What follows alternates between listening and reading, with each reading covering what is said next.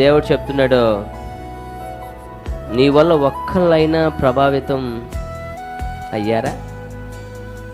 Is there a single person who was influenced by you and by your prayerful life or fear of the Lord or by your singing?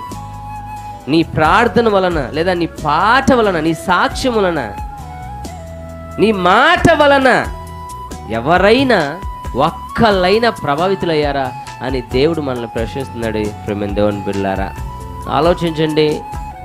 ఎవరైనా దుఃఖంలో ఉన్నప్పుడు, కృంగిపోయినప్పుడు, బాధలో ఉన్నప్పుడు, పలాని వాళ్ళతో నేను మాట్లాడాలనుకుంటున్నాను అని వాళ్ళ మనసులో అనిపించినప్పుడు ఏనాడైనా నువ్వు గుర్తొచ్చావా? ఏనాడైనా నువ్వు గుర్తొచ్చావా? అలా నువ్వు గుర్తొచ్చి నీకు కాల్ చేసి నీ దగ్గర నుంచి కొంత ఆదరణ పొందుకున్నట్లుగా ఎవరైనా నీతో మాట్లాడడానికి ఇష్టపడ్డారా? అమ్మో ఆవిడకి చెప్తే, అమ్మో ఆయనకి చెప్తే, అమ్మో వాళ్ళకి తెలిస్తే,